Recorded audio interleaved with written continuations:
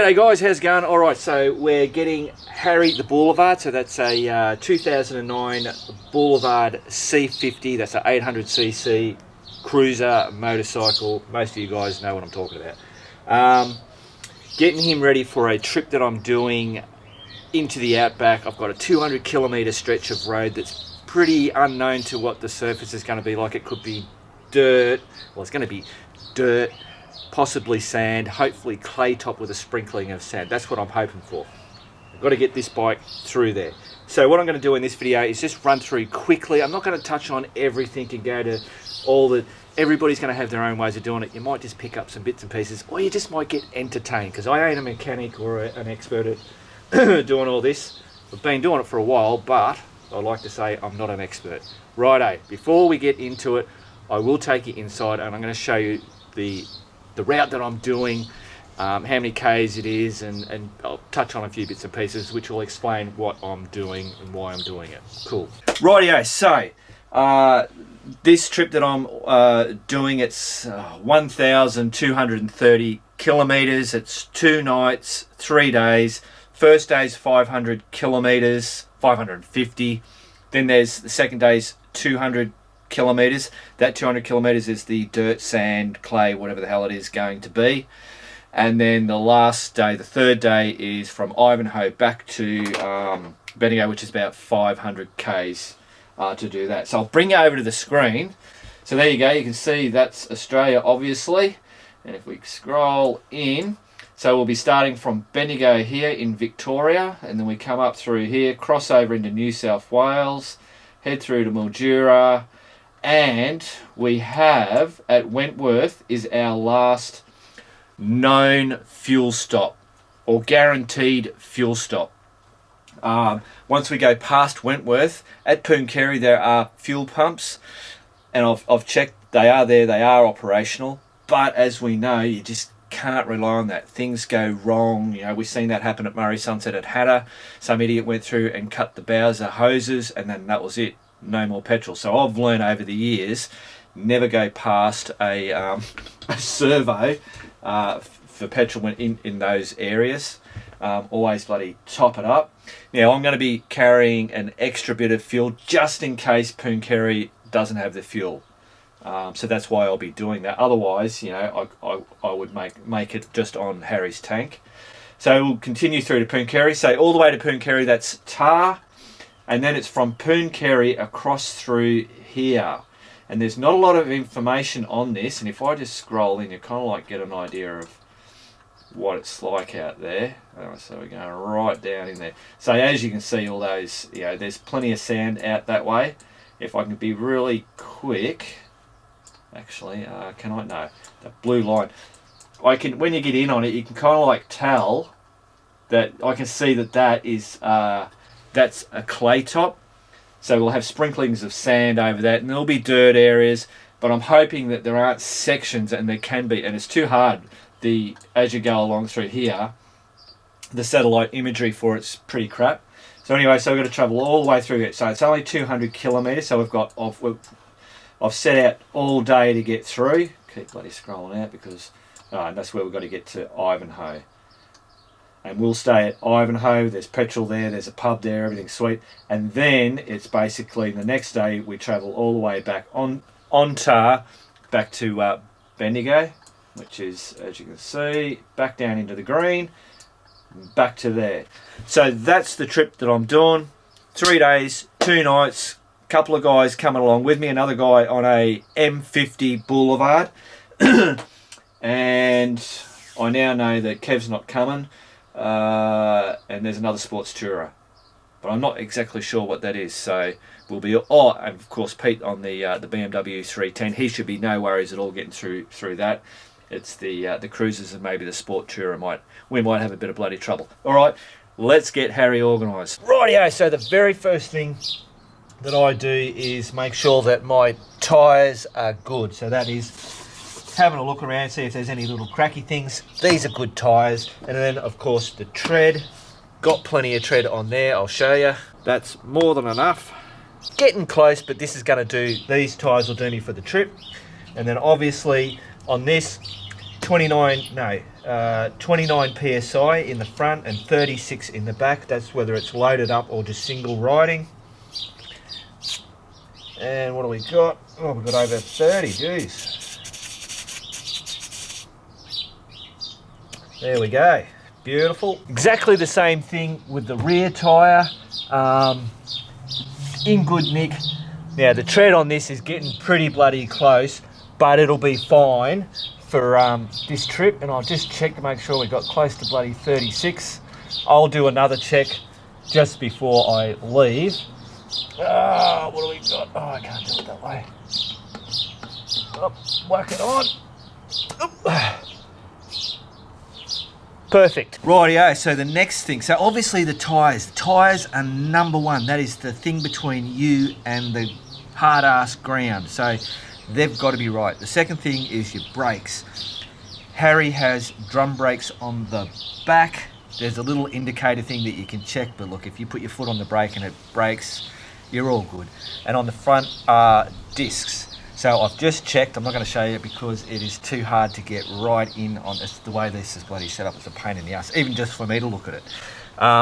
But when you're checking your pads, when you look down from the side profile and you look in there in the caliper, now obviously guys that follow me know that this is what was on max, and that's how far down I let them go. Terrible, I know, but anyway. So when you're looking, you should see that, but then you got the next bit, the pad. So you've got to make sure you've got a good chunky bit of pad on there. Make sure that's good.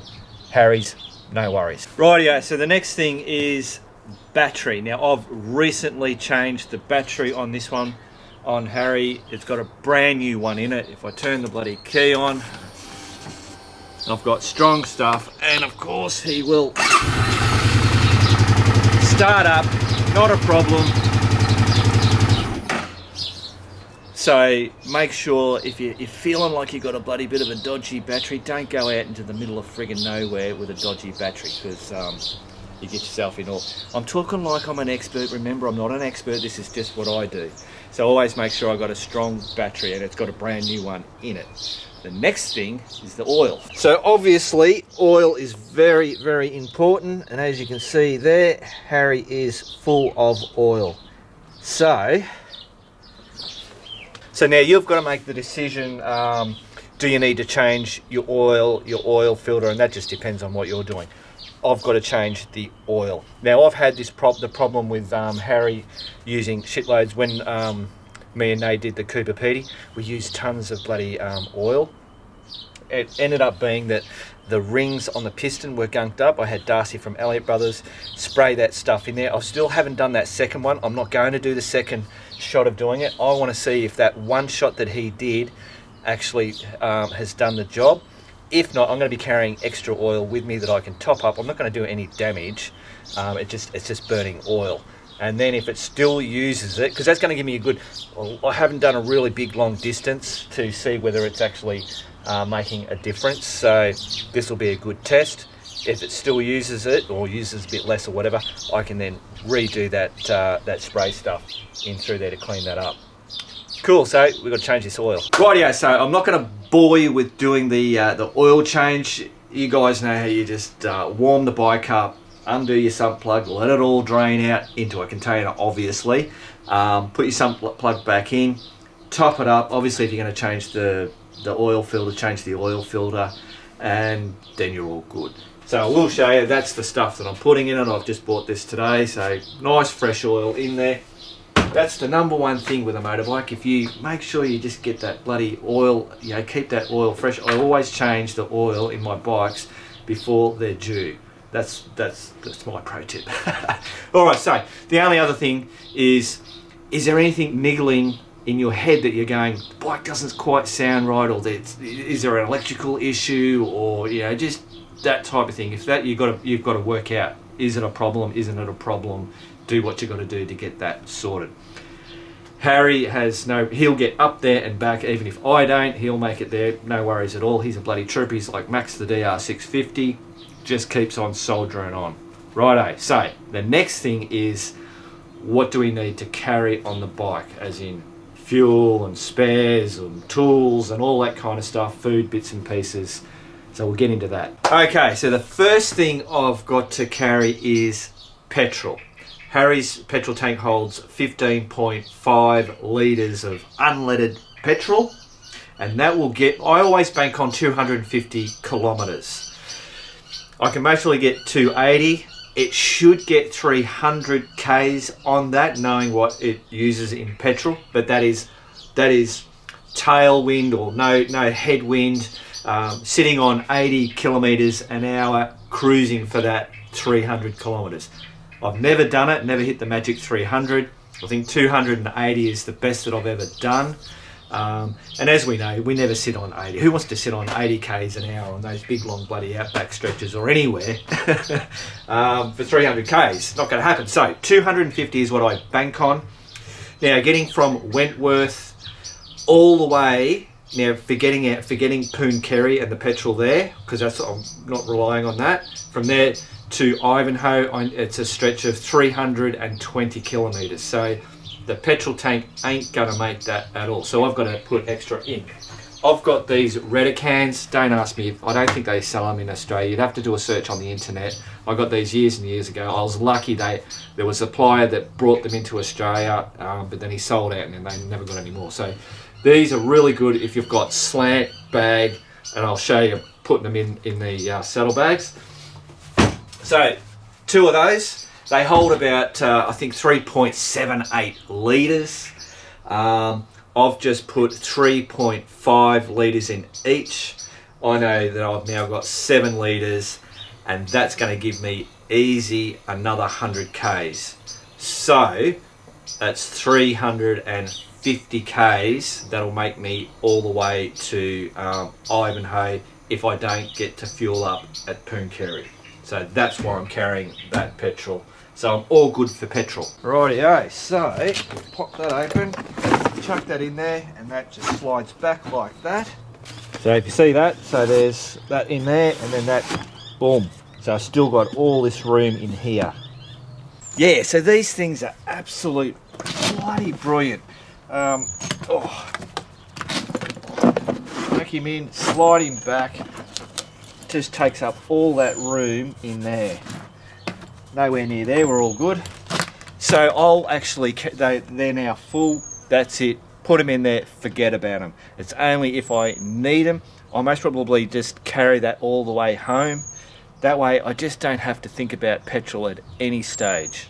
Rightio, so I always carry oil with me. 500 mils of oil, whether I'm on Max, Harry, Postie bike, whatever.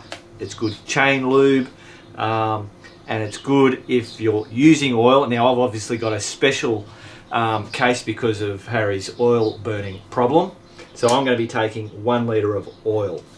Now as I get up to Mildura, that'll be a 400k run at high speed. It should use oil by the time we get there. I'll be able to gauge and see if it's using it. I can always pick up another 1 litre at Mildura. Big town, no problem.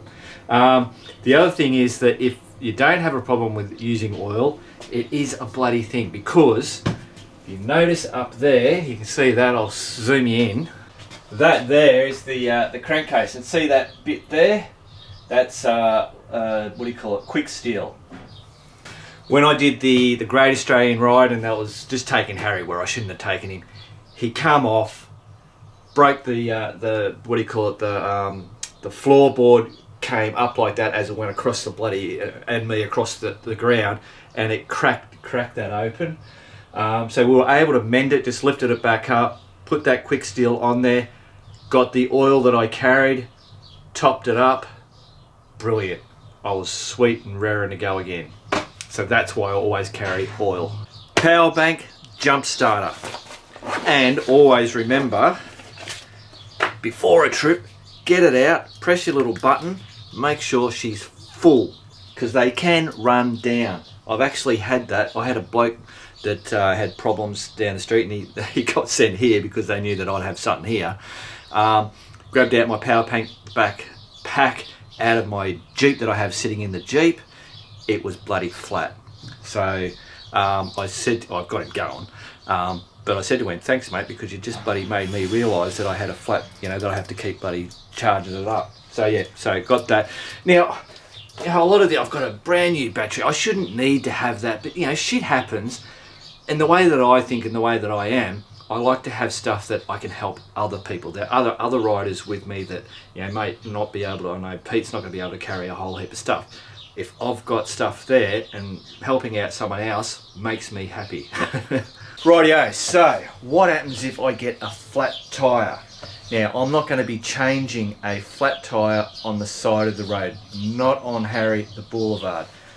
If it's worst case scenario, I just ring up RACV, I have a roadside assist, they come and bloody tow me to somewhere to get it done.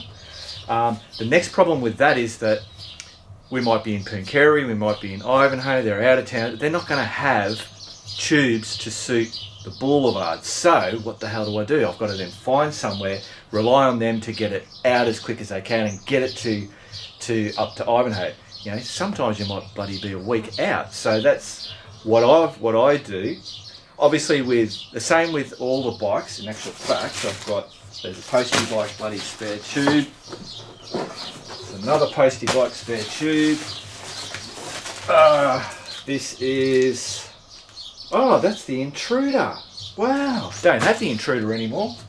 So obviously I had the intruder. That is the front for the C50.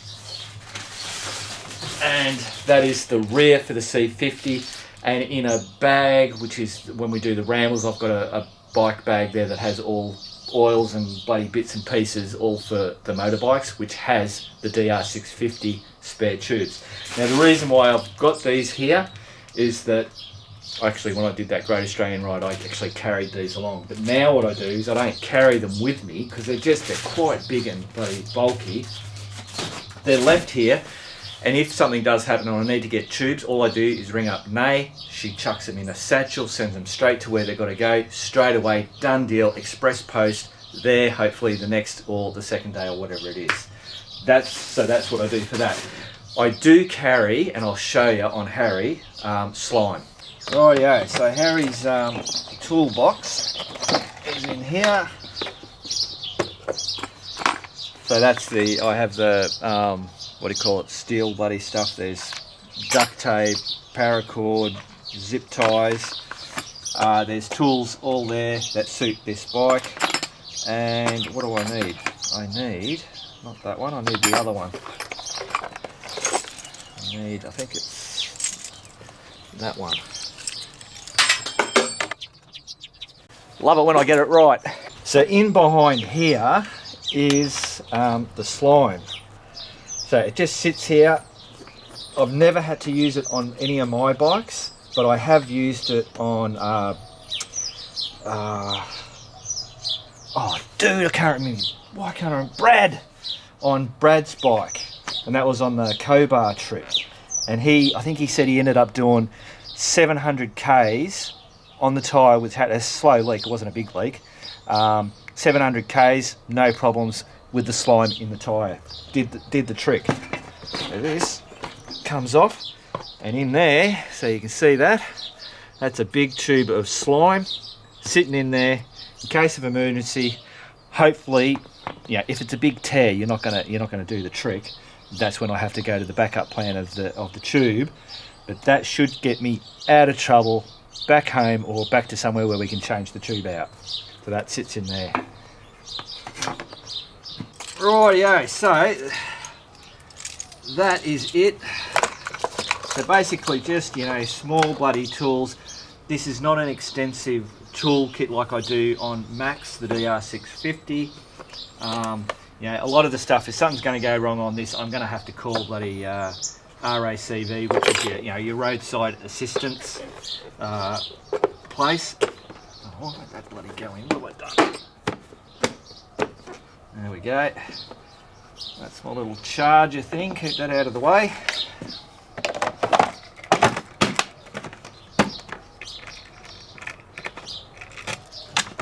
Beautiful. Get in there. Righto, so that's pretty much it for the bike. In there, behind there is Harry's coolant little bottle and level thing where you check it. that's all fine. I checked that not long ago, so I don't have to worry about looking at that. But that's it. That's basically everything to do with the bike. The rest of the stuff now is to do with me. So there's the 2 bottles, and now the power bank goes in, slots in there. It'll most probably actually slot up through there, but we'll leave it there for the moment. Rightio, so when it comes to me, number 1 is first aid kit. So first aid kit like that. This is a pretty comprehensive first aid kit. It's got bandages and slings and anti-bloody rash stuff. It's got eye bloody doodads and it's got everything. Cold packs, creams, all that kind of stuff. So it becomes, when you do a full thing like that, it becomes quite a packy thing. But I just like to be always covered to be able to help myself or help someone else. So that's number 1. Number 2 is a PLB, which like that. Of course, I like to put everything, even that there gets put into a bag like that. Just double bloody sure. And every now and then you've got to change out the bags because they don't last that long. So that's the PLB. Case of emergency, hey presto boom, because where we're going, middle of nowhere, no reception. That road that we're crossing, there's not going to be a lot of people, if any, going along while I'll be surprised if we see anybody out there. Because I could not find very much, on the 4-wheel drive forums and all that. They all talked about going from Pooncarie to Menindee. When you do it on Google Maps, it says you have to drag it to make it go on that road. So PLB. Rightio, so this is safety side, so that goes in there. The PLB, I will put that in here, and people will be going, you shouldn't put it in there. I'll tell you the reason why. The reason why I'm not worrying about putting it up in arm's reach or on me or something like that is because there's 3 of us at least that are doing this ride. I will let everybody that's with me on this ride know that that is where it lives. If I was riding by myself or doing the more dangerous stuff, I suppose, with the DR650, that's where I put it on myself or on the handlebars or something like that. So that's the deal there. Everybody will know that if there's a problem and we have to do an emergency, that's where it is. Rightio guys, it's now the next day. I haven't had a shower, my hair's all bloody crazy. Now, I nearly forgot the air compressor. So this normally lives strapped down on there on Max. That's got to go in the bag on Harry. Rightio, so I'll whack that. I've done a bit of a jiggle around. Power bank goes in there. Still got the PLB in there. Still got a bit more room. Rightio guys, had a shower, spiffed up, brilliant. Now, so what have we done? The bike's all done except for obviously the oil. I've got 2 big bloody bottles there. Not going to forget to do that. All the tools, maintenance, bits and pieces for the bike, and also the emergency stuff, the first aid and that bloody PLB is all done. So next thing is water and food. Now I'm trying something a little bit different. What I've done is I've got a 2 litre one of these. This is actually the bottle that came out of this bag. I bought that from Aussie Disposals. I wanted that. This is for my cook pack. So now I get to utilise this for water. Brilliant. 2 litres, and ages ago I did a test of all different types of drinking bottles and whatever. So I've brought these 2 out, put some stickers on them, and so that's another 2 litres there. So that gives me 4 litres of water. I'll just go in the saddlebags. Have my Nageline, that bottle. That's a really good bottle. That goes in my tank bag, and that's what I normally just drink straight out of as we're going along or whatever. I think that's all the water we're going to need. Obviously, going up to Pooncarie and from Ivanhoe back, there's no problems with food or water. There's towns in between and whatever. It's that 200k dirt, middle of nowhere, said it enough. That's what that is. Now, when we get up there, I know Pooncarie the other day had 39 degrees Celsius, and I just had Peter texted me saying the bloody weather app saying it's heating up out there. Hopefully we get a break, but if it is really hot up there at Pooncarie, I'll reassess my water and go buy a couple of extra bottles. The reason why I've done this is I'm trying to get away from using these bloody plastic bottles. They are just so handy, cheap as chips to buy them, but just the amount of these things that you go through, and it's that plastic. I mean, I'm no bloody greenie or whatever, but I just think, you know, I don't really need to keep bloody doing these. What I do on Max on the DR650, I have these, and they're basically exactly the same as those, but they're a 1 litre. What I do is I keep using the same bottles, so when I run out of this, I don't crush it up and, you know, whatever. I keep it, and then I just reuse it the next time. Fill it up with tap water, you know, out of the kitchen. Right, so that's the water covered. Food, we're going to be eating out of the pubs and shops along the way. The only time that we should need, if everything goes to plan, having lunch across that 200 stretch. But me being me, going, well, what happens if shit goes wrong and we get stuck out there? I'm just going to grab a simple tin of Heinz bloody chunky bloody vegetable stuff and crunchy nut bars, and I'll also take my salami, the heat just treated stuff, so the salami, biscuits, and cheese, the shelf cheese, not the refrigerated stuff. That'll do me for lunch, and if we do get stuck out there, I've got that. I mostly take some other bits and pieces and nibblies or whatever, but I always find I always take too much food. When I'm out doing motorcycle trips, I eat far less than what I would when I'm at home. Right, so all I'm taking is my cook pot. So it normally has a fry pan, and I've got all bits and pieces, but in here is the stove and adapter. Then I've got me gas, me cup, little spoon, big spoon. There's coffee, sugar, tea bags, all in there. So basically, I think that's it. That's all I need, because we're eating in pubs. The other thing is clothing. So obviously I'll just be wearing my leather jacket, Kevlar jeans and boots and all that kind of stuff. So all I'm taking is one set of, so a pair of socks, pair of jocks, and a t-shirt. Double set as a football. I'll just do only one thing. So basically we'll ride up, stay the night at Pooncarie. I'll be in the same gear going across.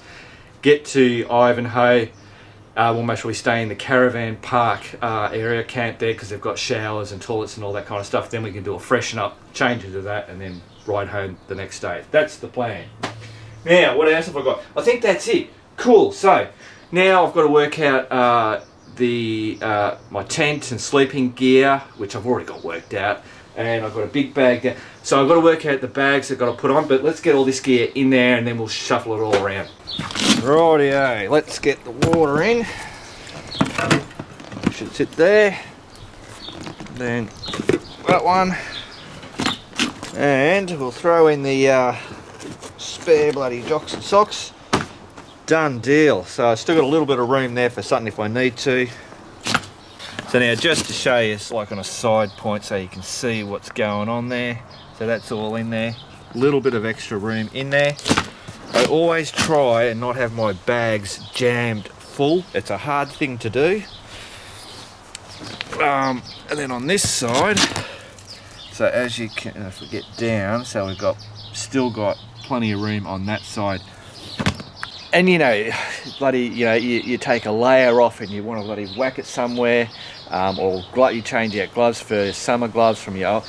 You need just that little bit of extra room to put something, or you buy a bottle of water or a couple of bottles of water. You need somewhere to put that stuff. So I always try, I don't always do it, but try and leave a little bit of room. I'm going to have plenty of room with the bags that I've got. So let's work out.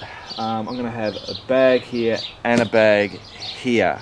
I could most probably get away with just one bag, but because of cameras and drones and all that, it just increases the weight, you know, tripods, blah, blah, blah. All right, let's get into it. Rightio, so magnetic bloody tank bag. This one's just about on its last legs with the zipper. Oh, what's all that?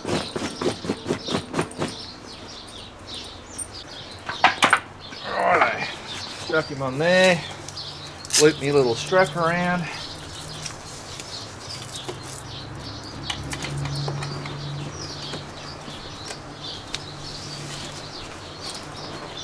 That is good to go. Now my zipper, it works that way,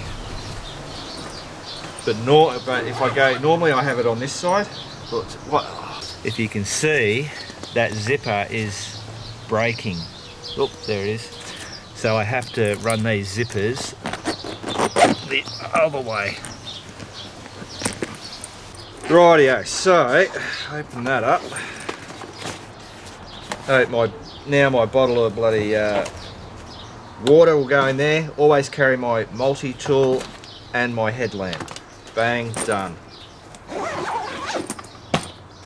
Rightio, so I've got this big bag, which can go two ways. It can go on here or it can go on there. And what I've got is for this back part. Now, you've got to be careful on the back rack. There's an X amount of weight that you can carry. You can carry more weight if you're on nice tarred roads. If you start getting into dirt and lumps and bumps, it's less weight that you can carry. I've previously busted this bloody thing down here. So I've got this one made up. This gets sat on there, and that creates, for that to sit on there, a really nice platform. It helps to stop buggering up the bottom of your bag instead of it just sitting and overlapping and whatever. Then I've got a bigger one which goes on there, and that does my duffel bag. So I've got to work out, I want the least amount of weight here and have more weight on the seat. And of course when we're in the dirt, that's the whole stability point, is to have the weight further forward. So let's go in and get all the tent stuff and that duffel bag ready, and then we'll work out which way is going to be the best. Actually guys, before we do that, get a bit late. Last night was absolutely windy as crazy. I'll just show you this. That just sits on there. I've got a strap rigged up that works with the that little board, so I can have it like that, or spin it around, whack it on there, make sure that's back, boom, bloody ripper. But it's all going to depend on the weight of the two bags. Rightio guys, so in me bloody stock room, my office, whatever you want to call it. So this is my Wolfman duffel bag. It's the medium size. I don't know what the literage is. So I run one bag. So for all my stuff there is only one bag. There's not a bag for the sleeping bag, a bag for the bloody mattress, blah blah blah. There is a downside to that, and if it's been raining and you've got to pack all your stuff up, your tent's going to be wet, and you put it in there and then it's going to go through everything, your sleeping bag and all that. Same with dew on which is the biggest thing for me and around where I go, it's the morning dew. If you're packing up really quick and not giving it time to get rid of. So I just carry these bags, really big Ziploc bags. I stuff the bits and pieces in there. Normally it's just the fly that gets put into one of those and then whacked in. Anyway, so my blanket I'm not taking because it's not going to be cold, so I don't need my blanket. I've got two little pillow things. And the way that I do this bag is that what goes in first is the thing that I want out last. That's the pillows. Oh, so that's it out of that box. Whack. Can you guys see that? Yep, you can. Out of here, so I've got my fly poles and bloody things. No, actually that's the inner tent. The fly. Cedar Summit mattress is all I'm going to take, trying to keep it light. I think that's all I need. I might take that actually. That's a fleece piece of material that goes over the Helinox cot that we made up. But I found this is quite noisy. So when this material is on the bottom of the material of the tent and you move, it squeaks. So I'm going to lay that on the bottom so that sits on it and avoid that squeaking noise. So I will take that. Righto, so pillows. I'll put that on the bottom. There. Cedar Summit mattress. Now we'll put in. Where is my chair? I've got to take my chair. There it is. Helinox chair. Then we want the fly out last. Inner tent. Poles and trap. And I've stuffed up, guys. There you go. I'm thinking, as I'm doing this, I'm thinking to myself, Mark, this doesn't feel right. What's going on?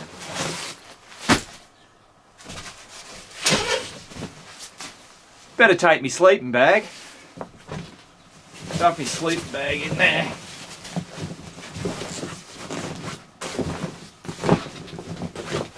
So the idea of this bag is that, because you know what it's like when you're stuffing things into bags, it's a little chore to do it. So I like to just do it like this. Everything goes into one. It gets all fluffy and large. And you're thinking, oh my God, that's huge. You could get that down so much smaller. Boom. That's it. That's that bag done. And you're going, holy crap, Mark, that's quite big. But what happens is, if we grab this, hopefully you guys will be able to see. I might move you back a bit. Oh. What I do is grab it like that, fold it over, just kneel on it till the air goes out. Then I just fold this little lip thing, give it a shake, fold it over, like that. Now sometimes you do it a couple more times, but that looks pretty good. Give it a shake, fold it over like that.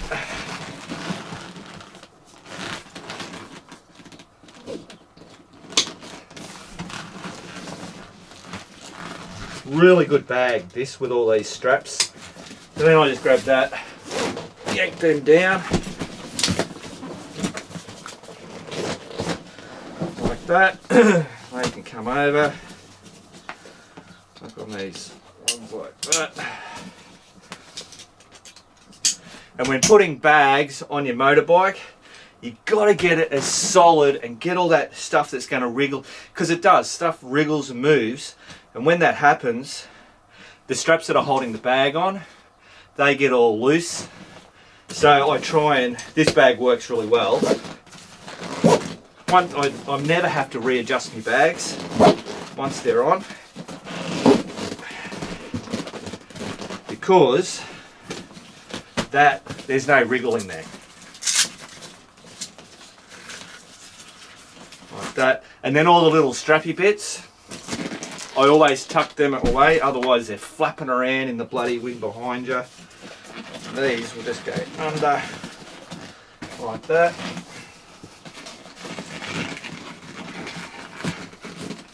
And then I've got these ones as well.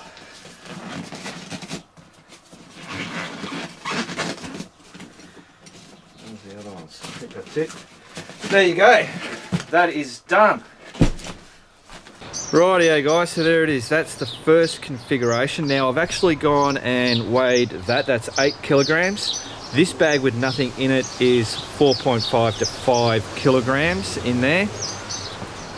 Now the sad thing is there's the whole weight distribution thing going on. I think these bags are going to be even in weight. So now my mind goes to what looks good.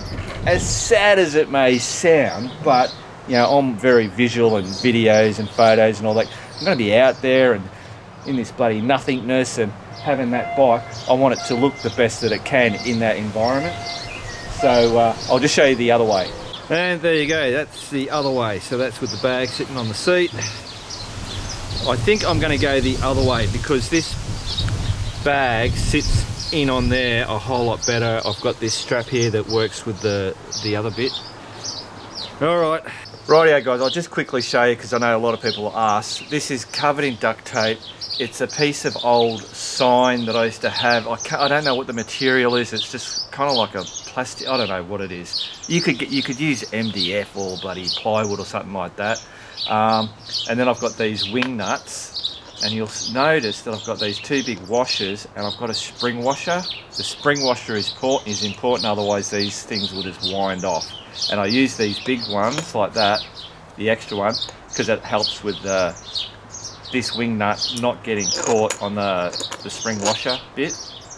And of course I've recessed those nuts in there, or bolts, so they just go through there simply like that. Oh, I got it around the wrong way.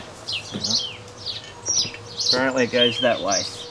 Jeez, it's got a real bow in it. I don't know what's happened there, but anyway. Alright, so all we've got to do is whack these washers on. So big washer. Oh, I've lost my bloody spring. Where's my spring washer? There he is. Whack him on. Put that other big one on. And then wind on my wing nut.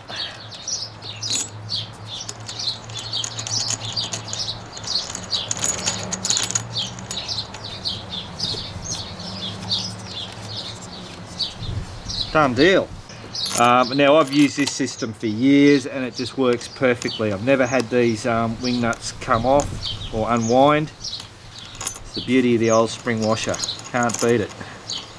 I'm sure someone will tell me, yeah, you can nylock nuts. These are easy for putting it on and off. Alright, so that's hard up against there. Now we just tighten them down. Like that. And that's it, that's done. Now we just chuck our bag on, like that. And my little, this is a gotcha strap. Find where the end is. Make sure that's under.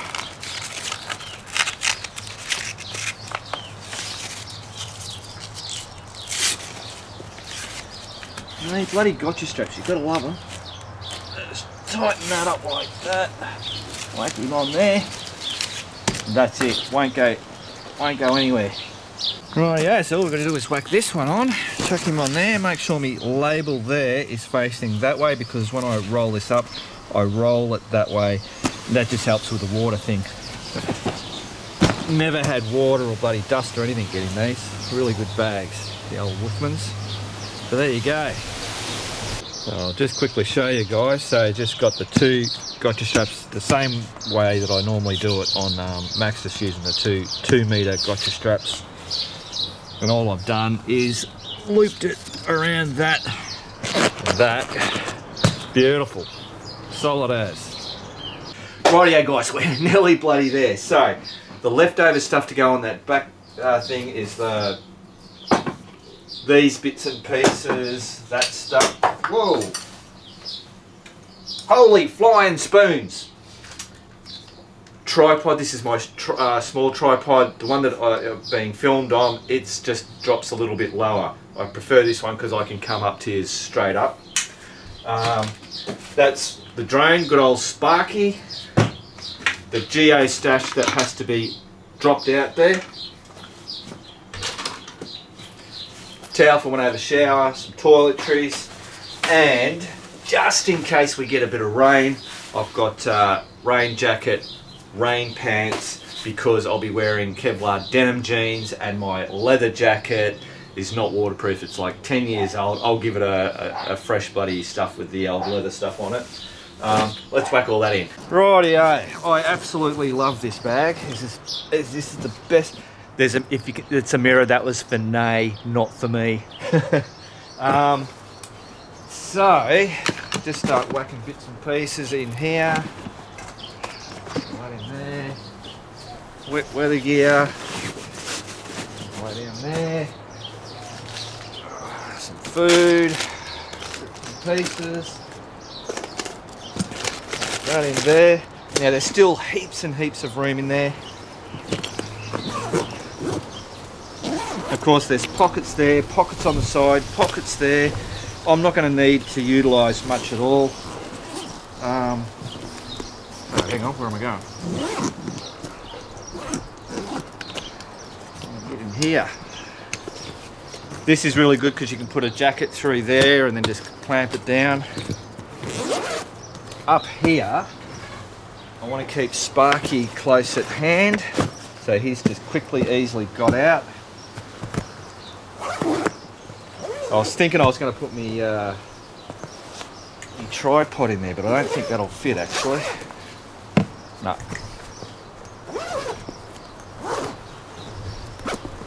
So, the tripod will have to go in this one. Beautiful, look at that, love it.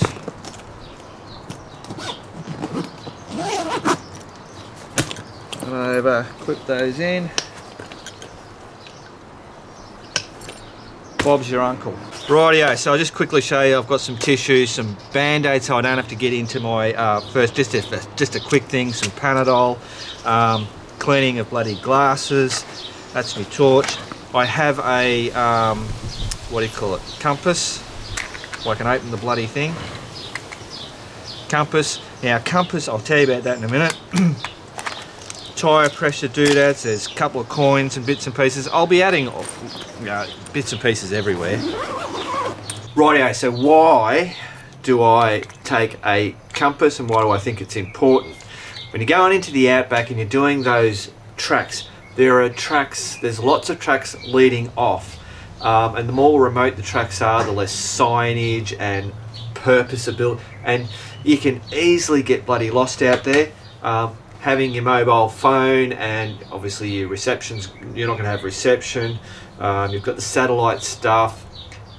Everything should work, but I never leave it. Sometimes your electronic stuff can be stuffed up. And I remember a lady at Tibera, and when I was coming back, I was on Harry, and I remember my GPS was telling me to go all these crazy ways, and I knew that it just wasn't right.